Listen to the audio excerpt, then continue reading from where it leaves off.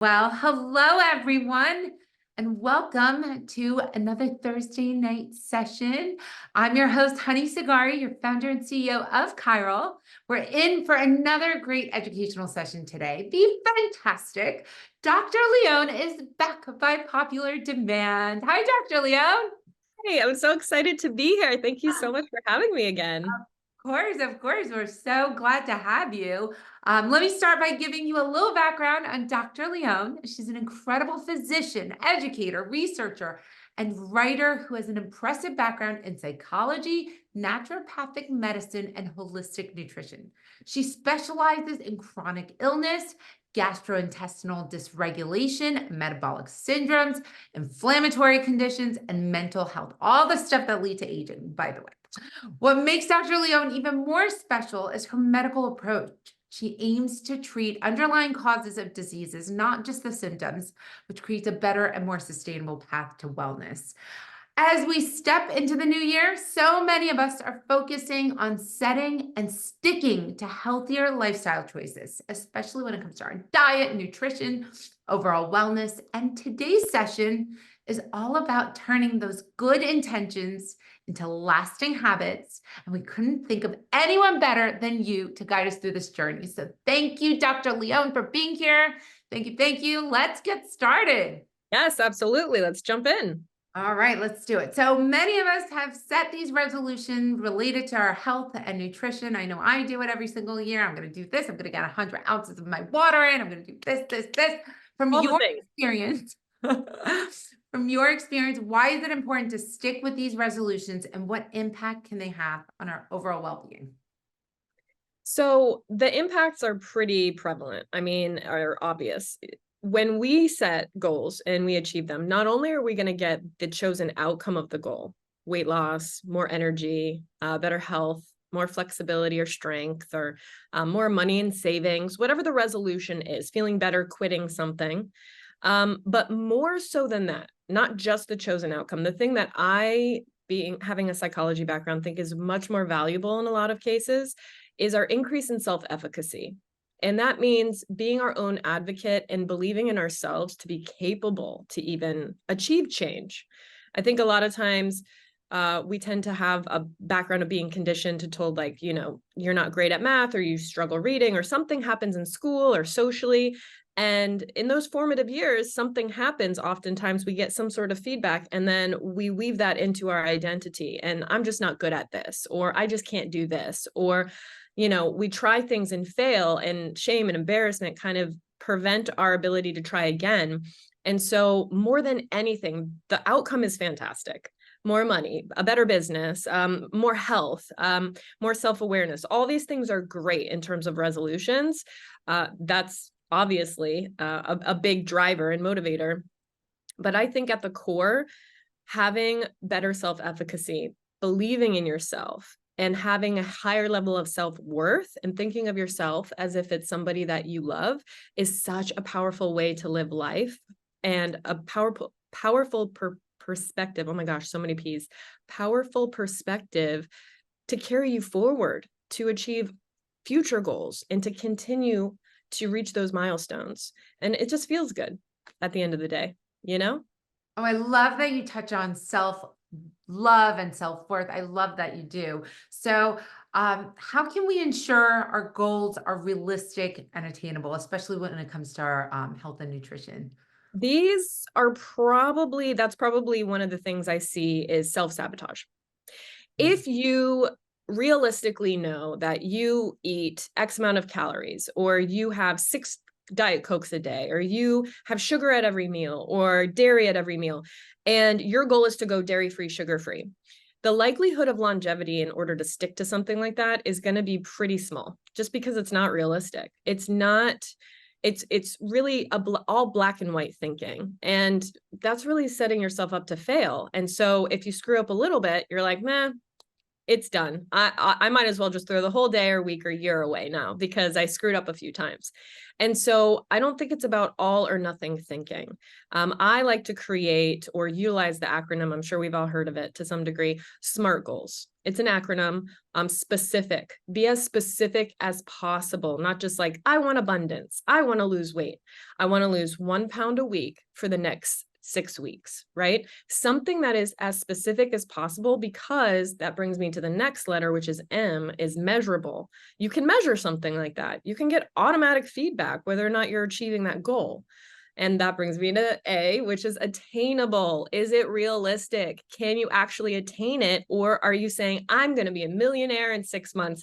And you're inevitably, in most cases, unless, we're winning the lottery or the stars align, the likelihood of something like that, depending on what benchmark we're sitting at now, for a lot of the general public just isn't attainable. And so if you set such a high bar and then fall short, oftentimes that takes the wind out of your sails and you lack motivation and you're not going to carry forward. The R in SMART stands for realistic. Is it realistic with the time you have available, the energy, the bandwidth, your resources financially? Is it realistic to your life? And then T is timetable, time, realistic. Basically, does it happen or can you organize it in a time that makes sense and fits all the other letters in that acronym? So specific, measurable, attainable, realistic, and time appropriate, really. I love using the SMART acronym. And I think really starting small, just increase your water intake, let's say 100 ounces a day, and you're at 40. If you set that benchmark at 100 tomorrow, you're inevitably going to fall short because that's not in your lifestyle yet. It's not habitual yet. But maybe increasing to 45 and doing that for a week, and then 50 for a week and 55. And so we're seeing this gradual improvement over time because we started small and started realistic. And then just setting ourselves up for success. If your goal is to not eat certain foods or to incorporate more other foods, don't buy those foods and keep them in the house. Drive a different route home if you're tempted by that same favorite fast food place you used to go every single day.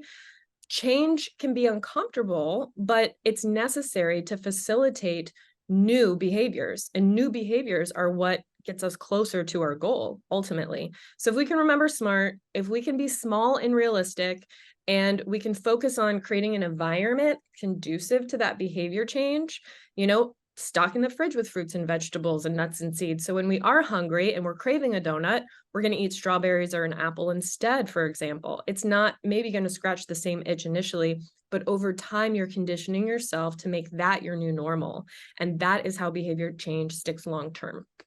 I love that. When I had a personal trainer, she would always tell me, don't make a cheat day. Don't turn a cheat day into a cheat week, into a cheat. Yes, Absolutely. absolutely.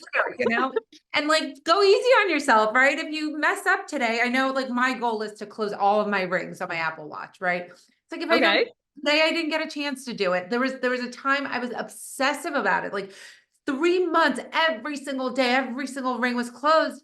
And so like now I'm trying not to be so obsessive. Today I haven't gotten a chance to work out, but you know what? Tonight I'll go for a little walk. Maybe I won't close all the rings, but it's okay. Go easy on yourself, right? Absolutely. And learn from those setbacks. Don't criticize yourself and demonize yourself because you're human and fallible. Welcome to the world, everybody. Like, nobody is perfect, no matter what you're seeing on social media. I can guarantee you most of those people, I'm a doctor, people tell me what's real behind closed doors versus what I'm seeing out in the world. It's just unrealistic to sustain it that long. And so if you do have a setback, learn from it. What could I do better? I'm going to work out an extra 10 minutes tomorrow. I'm not going to double work out to make up for it as a punishment, but it's just maybe my body needed rest today, And I did forget to mention, which I'm so glad you brought up, the personal trainer. Don't be afraid to seek professional help. You need a nutritionist. You want a therapist. You want a financial advisor. You want a personal trainer. That's okay. If you want to learn how to drive, you go to driver's ed. If you want to learn how to be a doctor, you go to med school. Like you can't just do everything on your own. And it's okay to need support sometimes. Oh, I love that you bring it up. Like, watch the negative self-talk. That's my new resolution. Just check the negative self-talk. So actually, on that note, I want to know how does mindset affect your resolutions, and how does cultivating a positive outlook affect sticking to your resolutions? We really are like what we think. We are our thought patterns. And a lot of people I know and work with on a regular basis, and even myself, getting over a lot of negative self-talk. It's like, oh, it's hard. Well, I can't help it. You absolutely can. And I think that believing that we're victims to our own mind is probably where the issue starts, right? So I was given this analogy by a therapist a long time ago. The Imagine a river, and some areas are nice and flat and just relaxing in the breeze, and some have rapids and rocks and are kind of choppy and intense. And you're a bird and you're floating down the river, and you're trying so hard to control yourself so that you don't mess up when things are smooth and you don't go under when things get rocky. The whole time you forgot that you can fly. You can leave the water whenever you want. You are not your mind. And a lot of us think that we are. Why? I can't control the thoughts. You can actually control your thoughts just as much as you can pick out what you want to wear every day. You have that much control. The difference is we've become so conditioned to be on autopilot that we genuinely think that our thought patterns are just who we are. When in reality, what we believe about what we think is who we are. So if we can shift our thoughts, catch yourself. Awareness is first. Catch yourself. The negative self-talk when you walk by the mirror. Oh my God, I'm disgusting. I can't look. Stop, recognize, apologize to yourself. If you wouldn't say it to someone you absolutely love and adore, don't say it to you. You should be your own best friend. You're the only one who's been through every single thing in your whole life, experienced it, feels it. And there's something really special about that, you know? And stop yourself in those moments when you notice that you're going off, in the snowball of negativity. Take some deep breaths and switch gears if you can. Work on the neural net pathway of, I'm worthy of love. I'm capable. I'm fallible and I make mistakes, and I'm still awesome. And I can still do all the things I want to do, how I want to do them. I like how I learn. I like how I make mistakes. I like how I stand back up. Things have happened to all of us where we've been knocked down. And guess what? We're still all here. And focusing more on our triumphs and us overcoming versus when we have fallen and, tripped, that part's inevitable. It's how you get back up that matters most, and being your own advocate, because mindset trickles into everything. The way we think affects our words, affects our behaviors, our choices, our habits, and then eventually our identities and the entire quality of our life. So if you're not on your own side, right there, you're setting yourself up for failure. So if any resolution, in my opinion, to be first outside of anything, obviously do what you want, is I'm going to work on being my own friend. And if I wouldn't say it to someone I love and adore, I'm not going to say it to myself. And watch the magic happen. Watch. It's so interesting with the medical community. For such a long time, it was all about the physiology, right? Disease starts with, the physiology. There's something wrong with your heart, but now more and more data research to back it up. It's like the mind contributes the most. So there is that mind-body connection, right? Like every few months, Absolutely. our entire body cells turn over. But if you have the same blueprint that you're building things with, well, of course, you're going to get the same results. And if it's unhealthiness, well, you're going to get lack of health, right? Rebuilt over and over and over. So I'm glad you touch on mindset, because everyone's thinking of like, what do I eat? What do I do? How do I work out? And it's like your Yeah. mindset is start there. Yeah, I love it. I love it. And as we've talked about our telomeres, for example, when it comes to Yes. longevity, ruminating on negative thoughts shortens your telomeres, which ultimately lead to a shorter lifespan. So that's how important I think mindset is, like thinking Oh, mindset is everything. You can literally visualize yourself into and out of things. Like if you just close your eyes right now, anybody listening, and you think of a really traumatic moment, your whole body will respond as if it's happening right now. Even though you're completely safe, you're in your home or in your office, or you have no threat whatsoever, your mind is so powerful, it dictates your physiology. So your heart rate increases, sweat glands start to release pheromones, your vessels start to dilate to create more blood to your hands and your feet so you can fight or flight. You can stand and fight, or you can run, right? Or some people fawn or freeze. Those are new F's in the sympathetic game. But the catecholamines and adrenaline and cortisol, all these things being released to save your life, unfortunately happen to be highly inflammatory. They cause damage to otherwise healthy cells. So those of us, especially in westernized countries, who are so focused on like productivity, how full my schedule is and how full my bank account is how lovable and worthy I am. And if those are zero or low or not happening, then I'm a piece of, whatever. And I don't deserve goodness in my life. You're feeding yourself stress all day, every day by like hamster wheeling those thoughts. It's inevitable you're going to get genetic and DNA damage to otherwise healthy cells. If you sit and focus your mind on a peaceful thought in a moment of time where you felt the most loved, you felt the most connected in nature, maybe, or just a big moment giving birth to your children or being married, whatever it is that made you feel so connected and so loved, that releases endorphins, which lower pain, anti-inflammatory cells. It stimulates the immune system to go and clean up otherwise damaged things. And this is why we say mindfulness and journaling and meditation. And people are like, oh, that, it's hooey, or I don't have time, or I'm so focused. If you're so focused, chances are you're probably the group that needs it the most, because those are the skill sets, those are the habits that genuinely rewire your entire physiology, not just in your brain chemistry, but it affects chemical composition, like you said, telomere length, how your genes are turned on and turned off, metabolic changes improve, sleep improves, mood improves. It's like you can heal yourself just by thinking yourself well in a lot of cases. And obviously, there are outliers to this, but more times than not, about 85% of metabolic disorder, cardiovascular, diabetes, obesity, all the stuff we're dying from in the country is preventable. 85 to 90%. You can think your way into and out of. That to me is mind-blowing as a physician. I'm sorry, we get off on a tangent, but I love it. So passionate about it because we can prevent it. We can do something about it if you just stop the hamster wheel of hating yourself, and like being addicted to what other people think of you, or having to have XYZ, then I can be happy. Believe it or not, you can be happy regardless of circumstance, Oh, what great advice to kickstart the new year. This is fantastic advice. Thank you. Yes, mindset. But let's shift gears a little bit and talk about diet and nutrition, something I'm passionate about. Could you explain some key principles of balanced diet that our audience can easily incorporate into their New Year's resolution? Yes, absolutely. So, colors of the rainbow.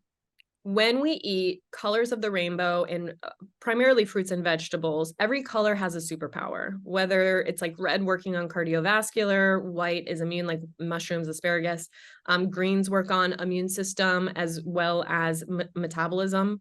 You're getting your yellows and your oranges are antioxidant, anti-aging, also immune. So think like citrus fruits and beta carotenes and things like that.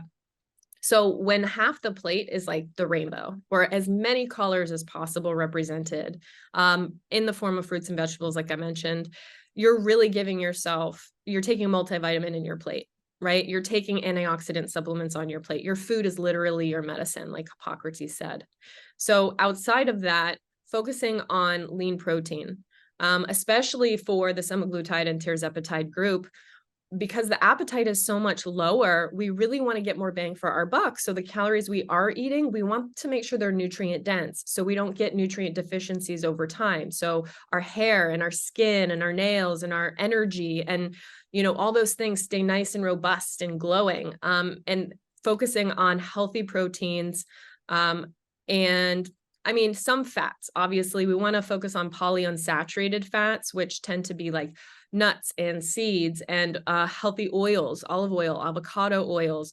and ideally limit things that are going to cause that DNA damage, like I mentioned, in that inflammatory process, and kind of pull us further away from metabolic goals and health, which are highly processed foods like sugar and wheat, or unless it's complex whole grains and things like that, which are fantastic fiber.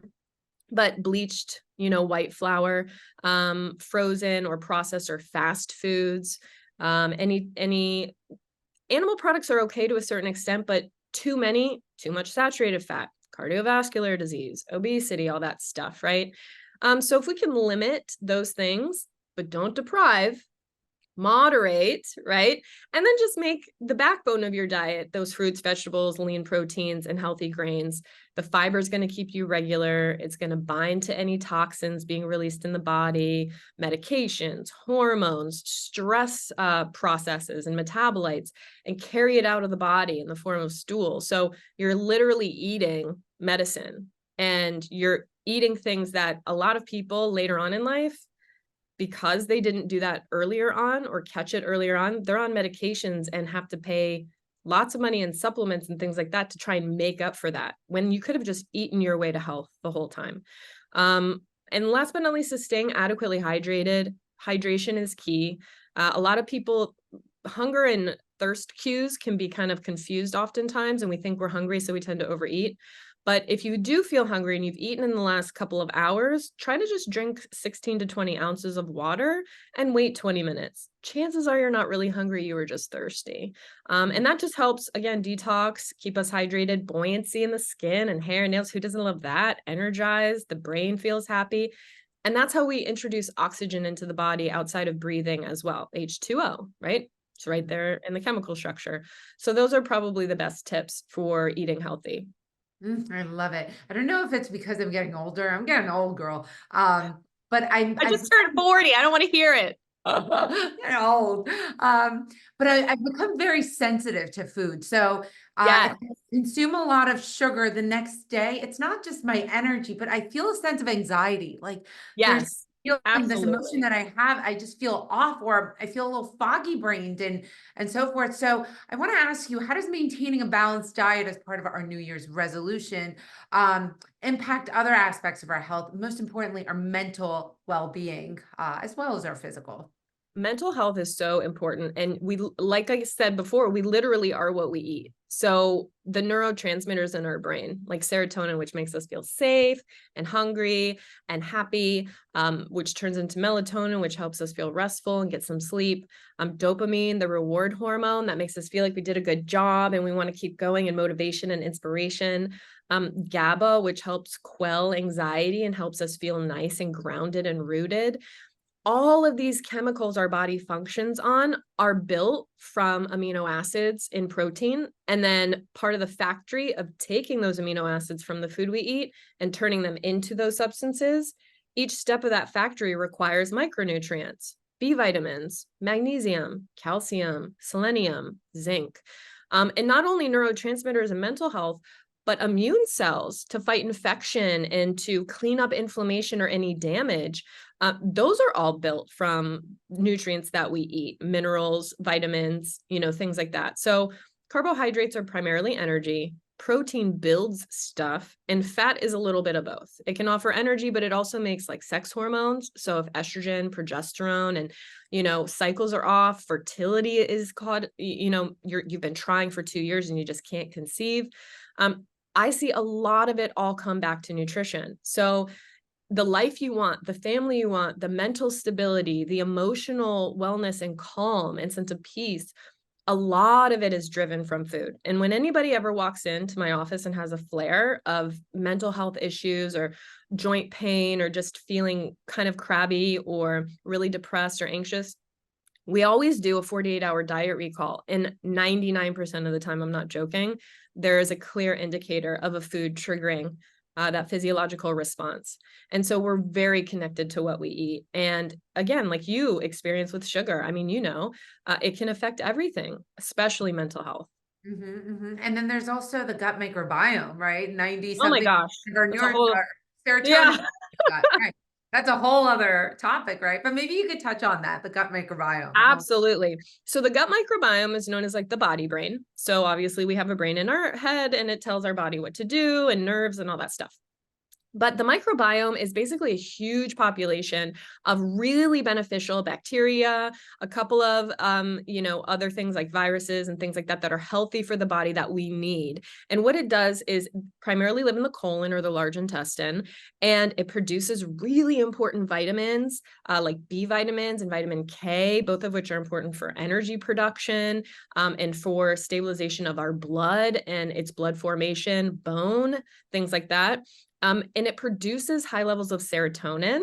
Serotonin, about 80%, the microbiome and gut does. Serotonin, like I said, was that safe, happy, relaxed kind of neurotransmitter that's released in the brain. And last but not least is it supports healthy immunity because it's going to attack any foreign invaders and make sure that they don't get a chance to overgrow, take over the system, and get us sick. And so the microbiome really is kind of its own. Science is even considering eventually thinking of it as another organ system. That's how beneficial and important it is. It's so impactful for health from the top down. It also, certain strains of the bacteria in the gut can crave sugar, like candida or certain yeasts. If you've ever cooked, anybody out there, where you have to bloom the yeast with a little bit of sugar first to make sure it grows. Well, if we're trying to detox or change our diet and we just crave sugar and it's like clawing at the walls for sugar, chances are there are things dying off in the microbiome that you have just conditioned to be okay with high levels of sugar, right? And so it's overgrown to the point of imbalance. And when we start to take sugar off the table, those microbes, start to die off. And so we're shifting that balance or the population and diversity of the microbiome closer to health, which is going to impact inflammation, weight, mental health, metabolism, immune strength, all of these things, all because of the microbiome. And to feed the microbiome is fiber. So I would say 90% of my patients don't get enough fiber. They're backed up, they're cloudy, they're like frustrated, they're inflamed. I put them on fiber and I swear they think I wave a magic wand when it's really just basic nutrition. And it's what your body is built to utilize. It feeds your microbiome, gets all the crap out that you need out, and just makes you feel better and lighter and helps absorb other nutrients as well. So the microbiome, thank you for bringing that up, is such an important factor and part of all of us. It really is. Sorry, I could talk about it all day long, but next question, because I get really excited. It's so important. I'm glad you're talking about it. 3 kilograms collectively. That's the same. That's the same weight as our brain. So think about it. You've got 6 pounds almost, plus or minus, that lives in our body. That's like working synergistically with all of our other organs and hormones and all these. And I'm glad you touched on candida because they fight for resources, right? And there's neurotoxins that they emit, and so it's like people don't talk enough about the gut microbiome. So you're saying fiber. Okay. Yes. Fiber is a prebiotic and it feeds your probiotics, which are your microbiome containing bacteria and just microbes in general that are going to really help support your health all the way around.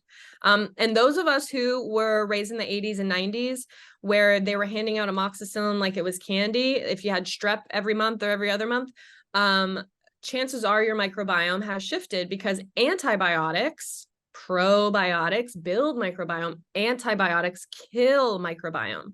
So if you've been on lots of rotations of antibiotics, but you've never replenished with a probiotic, I can almost guarantee you, obviously there's outliers and I can't, not medical advice, but I can almost guarantee you scientifically your microbiome is off. And if you replenished with probiotics and fermented foods and fed and upkept them with fiber, you would notice a substantial difference. You'd feel like a completely different person in 3 to 6 months. That's incredible. Oh my God. So can you just reiterate? So there's prebiotics and probiotics. Can you tell us the difference one more time? Absolutely. Prebiotics are fiber-containing foods, and they feed and support probiotics, which are microbes, primarily bacteria like lactobacillus in yogurt, that feed the microbiome and maintain the population. So you can be taking a probiotic every day, but if you're keto, for example, and all you do is dairy and meat, You're not giving your body's microbiome what it needs to flourish and maintain balance and strength, because you have to have fiber to a certain extent. Everybody does. 25 grams a day of fiber gives you enough prebiotic to support the probiotic microbiome environment. I love, sorry we're going off on a tangent, because I'm I really love it. passionate about the gut microbiome. Not enough people are talking about it, and it affects No. the entire system. So, how about supplementing with pre or probiotics? What's your opinion on that? Supplements, taking supplements instead of natural foods. So supplements are basic, it's built in the name. They should supplement what you're not getting in your diet. Your diet needs to be the bricks of your health. Supplements are like the grout. It can fill in gaps and kind of hold stuff together. But by no means should we ever be focusing on or relying on supplements. So, for example, I do take a probiotic because I don't eat a lot of dairy, like yogurt and kefir, which are really high, some of them, in probiotics, right? But I do eat kimchi and I do eat fermented foods like sauerkraut and things like that when I can. But I'm not eating it like Asian populations eat those things at almost every single meal. So they don't really need a probiotic because they're utilizing food as their medicine.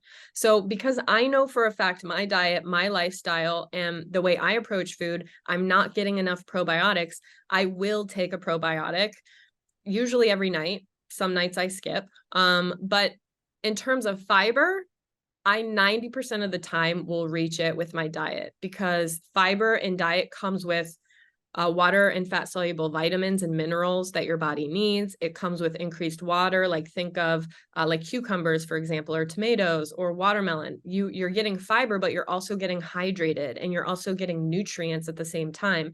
So yeah, take a fiber powder if you're in a pinch and you're constipated or you're feeling foggy, or you need to get out of the woods for a couple of weeks until you build up the skill or the lifestyle to eat more fruits and vegetables. Of course, there's nothing wrong with that. But we are built of the earth and we're carbon based beings, just like plants and animals and vegetables and things like that. So eating that is going to be much more bioavailable and recognizable compared to something like a Metamucil. Now, you can make your own fiber powder at home by just blitzing together psyllium husk and flax seeds and other, different nuts and seeds, and making your own powder and taking that. And that's food as thy medicine if the fiber powder is based in actual food products. But sometimes they come with binders and preservatives and bulking agents. And that's the kind of stuff the body doesn't recognize. And if anything, is going to cause some inflammation. And we want to avoid that at all costs. So ideally diet, in a pinch, homemade or whole food, fiber powder. And if you have to, in desperate need, then something else you can get at a drugstore is fine. But that would be my priority list for fiber. I love that. Love it. Thank you. Thank you for touching on bacteria and the gut microbiome a little bit. It doesn't get enough credit, poor thing. I agree. I love it too. Yeah, but so let's shift gears and talk a little about GLP-1 medications. Yes. Many of our listeners are either on tirzepatide or semaglutide. How do these medications fit into someone's health resolution? I love that question. So if you are a type 2 diabetic, if you have an insulin resistant related condition, something like PCOS, prediabetes, if you are obese or have cardiovascular disease, high cholesterol levels, things like that. And I'm talking morbidly obese, not like I see a lot of people wanting to get on it with like that 10 to 15 pounds to lose. And in my professional opinion, I feel like that's irresponsible and unsafe, because you don't have a metabolic disorder or your metabolism isn't disordered enough. It's usually just changing your diet and lifestyle. But for people who are severely, have one of those disease states, or again, are morbidly obese, and it's really about saving their life and getting them out of that danger zone of having a cardiovascular event like a heart attack or pulmonary embolism or something. Preventing things like neuropathy or nerve death because of imbalanced blood sugar. Being able to, with PCOS and insulin resistance, that can prevent fertility. So if you want to conceive and have a family, these are life-changing things that these drugs can help support. So semaglutide, tirzepatide, GLP-1 drugs in general can really help people reach those targeted health goals, reach those life goals, again, building the family or walking someone down the aisle if you're, using a cane because you have neuropathy from type 2 diabetes. These things can be reversed. We're seeing them be reversed on drugs like this. And so it's pretty magical. And so if those are your goals as your New Year's resolution, taking something like this can definitely help you get closer to that goal. These drugs also lower appetite. And so if you want to break your sugar addiction, if you want to get therapy and work on your addiction to food or overeating, because you have like a maladaptive relationship to food, which like, hello, these drugs can really help you shift your behavior change and learn a new relationship with food, which can set you up for success long term. So depending on what your goals are, if it's anything that I just mentioned, these drugs can be very, very supportive in helping you accomplish them for sure.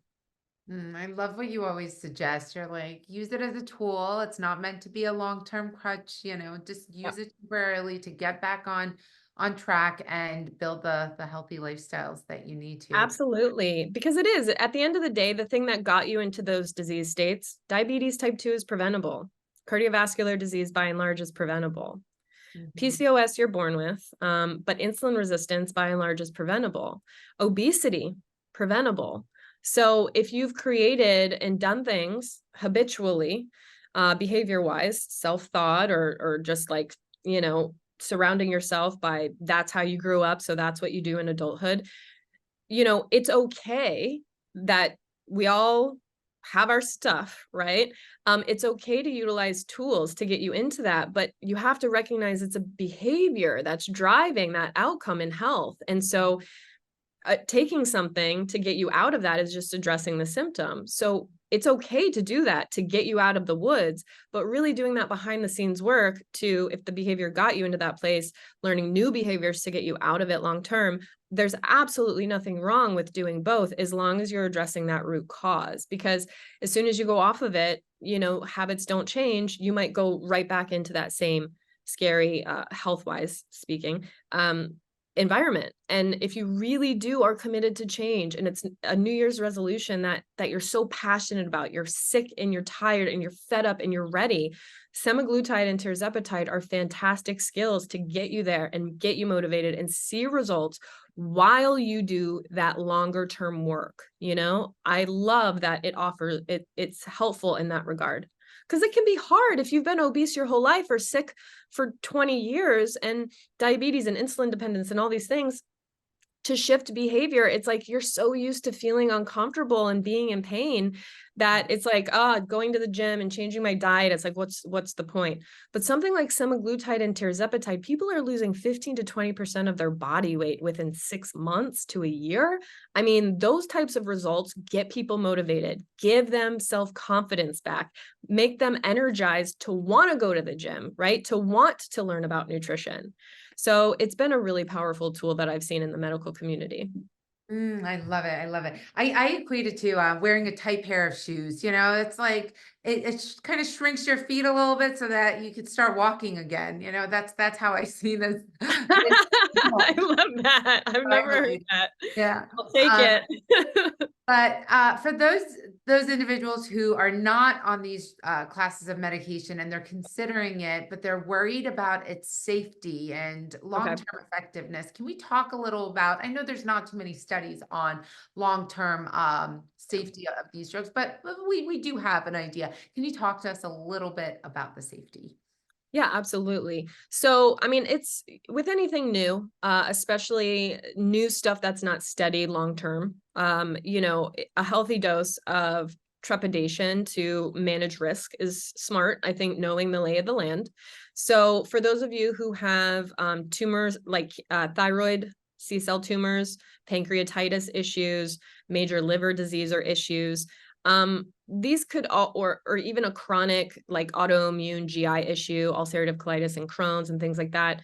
Sometimes they can be inflammatory to those and aggravate those types of issues and health concerns. So definitely talk to your physician about where you fall, if it's contraindicated or not. And those are things to take more seriously. Now, again, we don't know super long term, and you titrate up. You start on a small dose and then it's effective, and then you lose that 10 or 15 pounds, and then you increase your dose, and then you lose another, and so you stair step up. And with each dosage can oftentimes come with a new wave of side effects with some people. And the most common side effects are going to be GI related, whether it's nausea or vomiting, diarrhea. You are changing your appetite, and you're changing certain innervation into the gut. That's how these incretin hormones work, right? Or peptides work, pardon me. And so, if you are a person who's had chronic GI issues, just be aware, it's worth giving it a try. But if it's affecting your quality of life and preventing you from doing the things you love, going to work, your mood, all of those things, then obviously, take it with a grain of salt, go see your physician, and you have to go see your doctor regardless. But these are really the risks that I would consider to be more serious. Otherwise, most people feel like, a stomach ache and the learning curve is really worth the weight loss and getting off of insulin, or reversing type 2 diabetes, or significantly lowering their dependency on metformin and other medications associated to their diabetes. Definitely make sure that whoever you see is offering you an individualized approach. If you can, go somewhere that's going to ask you appropriate questions about your medical history, ask you about signs and symptoms you're having. You want someone to treat your entire case, right? Not just, oh, my BMI is high, I'm obese, or I have type 2 diabetes, I'd like the drug. Something that's a little bit more in depth, that's going to really speak to you as a person. Regular monitoring. If you have severe side effects, you just cannot keep food or fluid down, for a day or two at a time, you are at risk of dehydration. So please just stop and go see your doctor. If it's for diabetes in particular, you want to obviously monitor your blood glucose and your blood sugar. So by and large, at this point, they've been shown to be pretty safe. Again, as long as you're not in that contraindicated window of diseases, pancreas issues, major liver issues, history of thyroid cancers, then you should by and large be okay. But to make sure, just definitely talk to your doctor in more detail, and don't be afraid to ask questions. I think a lot of patients sometimes get uncomfortable and don't know what questions to ask, or don't want to be, an inconvenience. And so they don't ask, and then they go home and they just deal and suffer in silence. Please don't do that. Call your doctor. Don't be afraid. Be your own health advocate, I saw a comment about menopause. Now, how does menopause affect our ability to lose weight, right? As we get Oh, girl. Whew. Okay.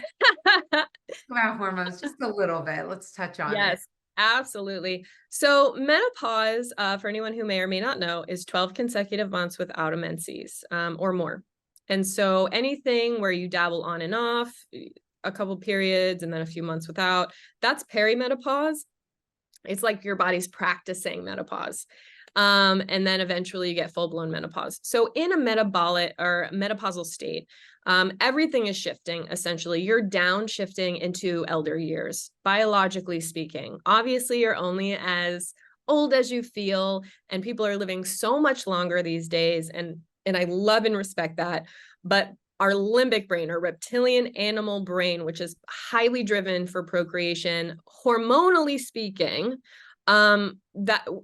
it's our body's way of taking that off the table. You can no longer procreate.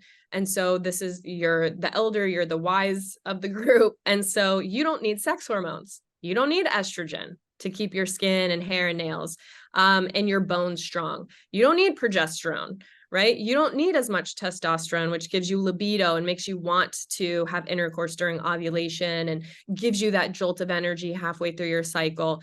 And so when our hormones are starting to shift and decrease significantly, and we're not on hormone replacement and we're not doing things like that, our metabolism inevitably falls, because now we don't utilize a big portion of our cholesterol to make sex hormones, because we're not really making them anymore. And so when we're eating certain foods that, oh my gosh, nothing's really changed. It's just now that I'm 50 instead of 40, what I eat, it seems to pack right on. because your metabolism is the way your body utilizes the energy you eat and the nutrients you eat. So your body's taking food and breaking it down into its simplest parts, and then taking those simplest parts, fatty acids, amino acids, glucose, and building what it needs. Hormones, hair, skin, and nails, bones, and immune cells, whatever it is, thyroid hormone for your metabolism. So when you need less of that stuff, because unfortunately, limbically, the way that we're wired in our life cycle as humans, you don't need it in the last 15 to 20, 25 years of life. You downregulate. And so your body doesn't need the same amount of the same nutrients or the same amount of calories or energy every day because cellular turnover slows. You heal slower. Your hair is thinner. Your metabolism is slower. The tissues aren't as buoyant. And so with all of that comes, well, you don't need the same type or same amount or same ratio of calories and nutrients. And so it definitely jacks up your metabolism and weight gain overnight, and my hair, skin, and nails, my mood, all these things change. And so there's definitely, in my experience practicing, a whole way to eat and a whole way to approach women who are menopausal and are choosing not to do hormone replacement. So, which is a whole nother animal in and of itself. Hormone replacement is when people either take injections or pellets under the skin, which slowly release hormones over time, which can take you from perimenopause, let's say around 44, 45, you start noticing changes in all of those things I just mentioned, your cycles and stuff.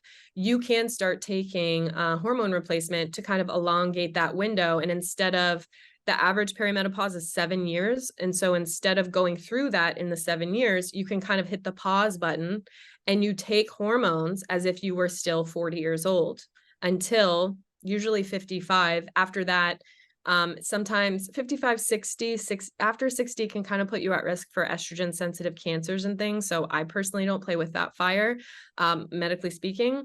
But it is a way to where you can maintain your metabolism, your tissue integrity, your energy, and all of those things. And kind of, like I said, just stave off those changes from happening. It's going to get you one of these days. So it's really up to the person and their life and how they feel and what they want. But yes, menopause is one of the biggest contributing factors to shifts in metabolism and weight and all of that stuff. And it's not just something that affects women. Men are affected by this too, right? It's called andropause in men because it's an androgen hormone. So they will have declines in testosterone, welcome in Viagra, ED increases.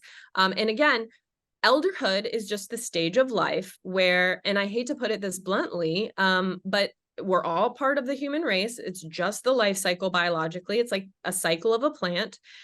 Elderhood is when we're closer to death than life. And so our body does not need the same amount of calories or the same ratio of nutrients it did 20 years prior to maintain life. Now tissue is breaking down more than it's being maintained or built, right? The first 20 years, it's all about that growth velocity just exponentially increased. We're like making brain cells, making tissues, making hormones, growing, developing, getting height, getting weight, getting muscle. And then we have that 30 to 40 years in the middle where it's maintenance. It slowly, so we have this fast peak and then we kind of slowly, and then we plateau, and then it's a slow decline. And then the last 20 is a faster decline. And that's just the life cycle. That is how tissues, how genetics, how calorie and energy utilization works. I teach nutrition of the life cycles all the time, multiple times a year. And so I hope I don't sound like, removed or insensitive when I'm talking about it so like factually, but it really is just part of the process. And there's absolutely nothing wrong with aging. The difference is you get to decide how quickly, how severely, and how comfortably you age. Mm-hmm. That's within your control, but aging is inevitable. Yeah. And andropause and menopause are it's like puberty. We all go through it, right? And we're all going to go through it on the other end. It's just reverse puberty. Thank you for touching on that. Now, Dr. Leon, to conclude, what essential advice would you offer our community members as they embark on fulfilling their health and wellness resolutions this year? Any final advice? What a great question. Be your own friend. Mm, Just that's my first and foremost. Again, if you wouldn't say it to someone you love and adore, just don't say it to yourself. You deserve to be your own friend and in your own quarter. Be your own advocate, you know? Be realistic, you know, setting yourself up to fail, to reiterate, see, I am a piece of whatever. Set yourself up to succeed. Be realistic. Your goal might not happen in a year. It might take 4. That's okay. That's totally okay. Being patient with ourselves, right? Slow and steady wins the race. Learn from your setbacks. Don't villainize yourself and judge yourself. Instead, support yourself and be your own advocate. Mindfulness as often as possible, being present, being aware, shifting gears when you need to, resting when you need to, amping up when you can, right? Um, use your food as medicine. That's a big one. mhm. And I think more than anything is patience. Patience and compassion go a very, very long way. I mean, I don't know about you, but if I look back on how fast the last 5 years went by, you know, you look back and it's like, whoa, it went by so quickly. And then you look forward and you're like, oh, it's going to take forever. Time is a constant. It's, Mm. you know, and so the thing that judges it is our ego and our mind. And so remember that you can fly, everyone. You're not the river. You can fly out of the water whenever you want. What great advice. I love this. What a great way to kickstart our new year and get off on the right start. Well, thank you so much. And thank you Um, everyone for tuning in. Thanks, Dr. Leon. We love having you here, by the I way. love being here. Thank you for having me so much. I really appreciate it. Always learned so much from you. Thank you for being here. And guys, tune in next week.